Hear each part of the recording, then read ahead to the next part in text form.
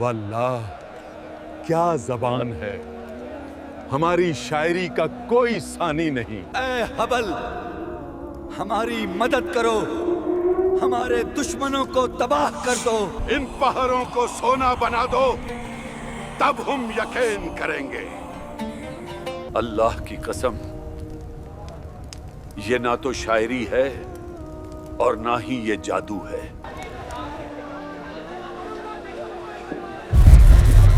یہ وقت ہے اس دور کا جب عرب اپنے لفظوں کے جادوگر تھے۔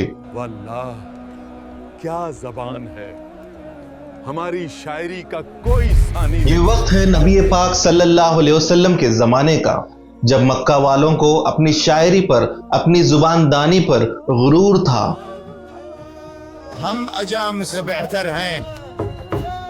وہ کہتے تھے ہم عجمیوں سے بہتر ہے، لیکن ان کا سب سے بڑا غرور ہی ان کے سامنے سب سے بڑا سوال بن کر کھڑا ہو گیا۔ الحمدللہ رب العالمین الرحمن الرحیم۔ یہ واقعہ ہے قرآن مجید کا۔ مدرسوں میں، گھروں میں ہم قرآن کو پڑھتے ہیں، حفظ کرتے ہیں، لیکن زندگی میں ایسا موقع بہت کم آتا ہے جب کوئی یہ بتاتا ہے کہ اصل میں یہ کتاب، یہ قرآن نبی پاک صلی اللہ علیہ وسلم کا سب سے بڑا معجزہ کیوں ہے۔ قرآن نازل ہونے سے پہلے کا عرب جہالت میں ڈوبا تھا۔ لوگ بیٹیوں کو زندہ دفن کرتے۔ تو نے میرے ساتھ خیانت کی، یہ جھوٹ ہے، میں نے کبھی بھی خیانت نہیں کی۔ تو پھر اس کے پیچھے کون ہے؟ سچ بت۔ چھوٹی چھوٹی باتوں پر سالوں تک قتل و گاری کرتے۔ تو نے میرے ساتھ خیانت کی ہے، یہ جھوٹ ہے، کبھی میں نے کی۔ تو پھر اس کے ثبوت کہاں ہے؟ وقت خود ثبوت دے گا۔ کعبے کے اندر 360 بت رکھے ہوئے تھے۔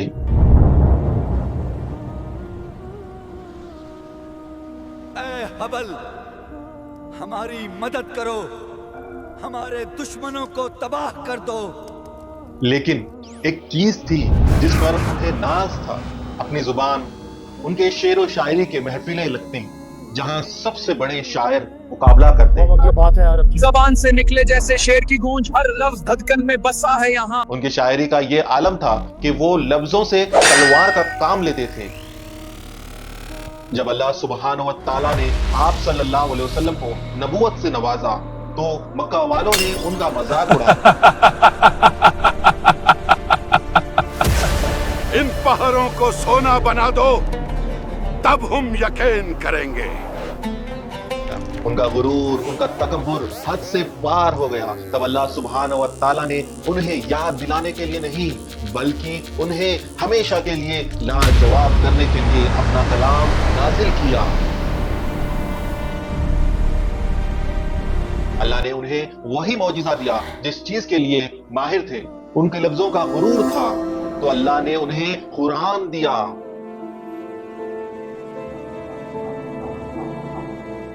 یہ معجزہ کسی لاٹھی یا پانی کا نہیں تھا، یہ عقل اور علم کا معجزہ تھا۔ اللہ نے مکہ والوں کو چیلنج کیا، ایک کھلا چیلنج۔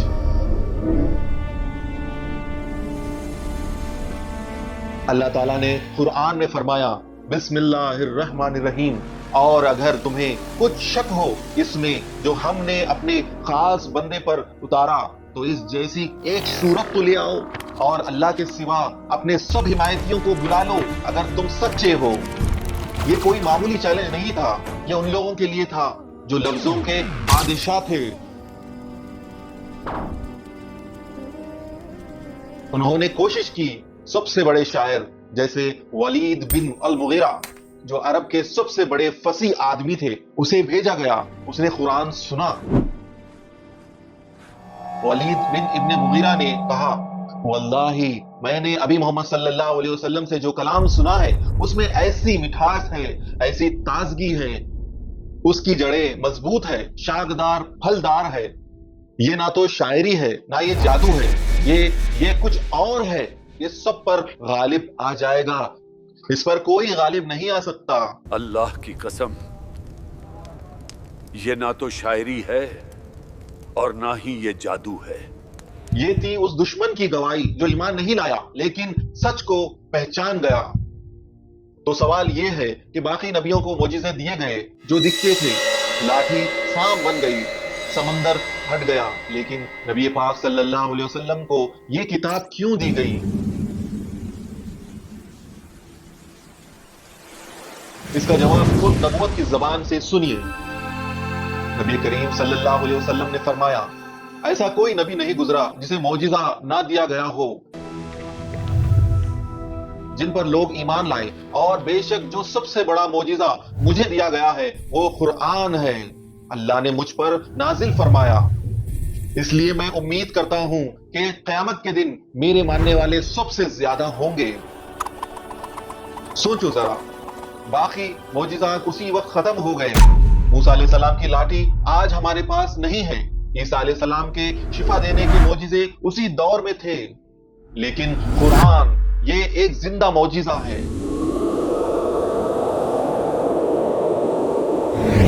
یہ معجزہ کیوں ہے؟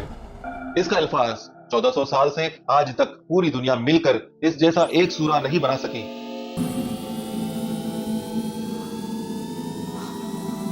علم غیب، اس نے روم کی فتح کی پیشن گوئی کی جب وہ بری طرح ہار چکے تھے، سورہ روم، اور وہ سچ ثابت ہوئی۔ سائنس، اس نے 1400 سال پہلے بتایا کہ انسان علق جمے ہوئے خون کے لوتڑے سے بنا ہے، ایمبریولوجی۔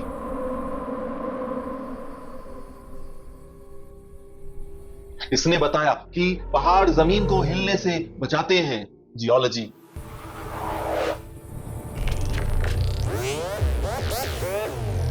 اس نے بتایا کہ دو سمندر ملتے ہیں مگر اس کا پانی مکس نہیں ہوتا، مرائن بائیولوجی۔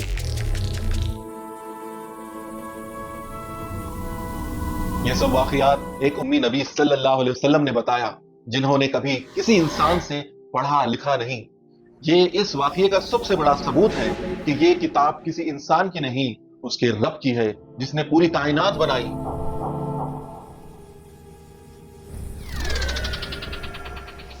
تو 1400 سال پہلے نازل ہونے والی کتاب کا آج ہماری زندگی میں کیا کام ہے؟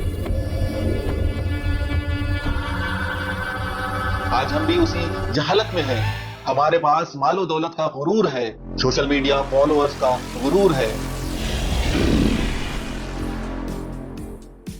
تو 1400 سال پہلے نازل ہونے والی کتاب کا آج ہماری زندگی میں کیا کام ہے؟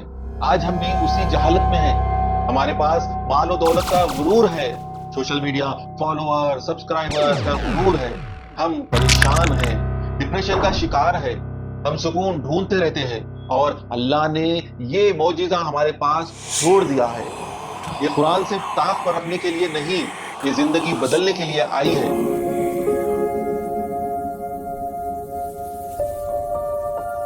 جیسے اس نے عمر فاروق رضی اللہ تعالیٰ عنہ کو بدلا، جیسے اس نے عرب کے بدوؤں کو بدلا،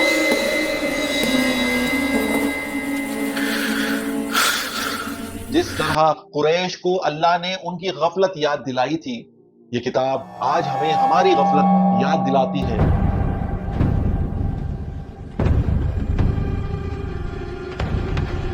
کوشش کیجئے اپنے رب کے اس پیغام کو، اس زندہ معجزے کو صرف پڑھنے کے لیے نہیں، سمجھنے کی کوشش کیجئے۔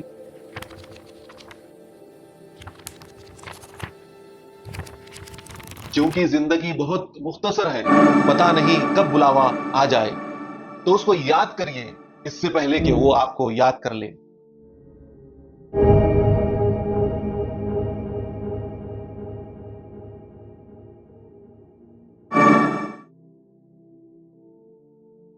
السلام علیکم ورحمۃ اللہ وبرکاتہ۔ جزاک اللہ خیر۔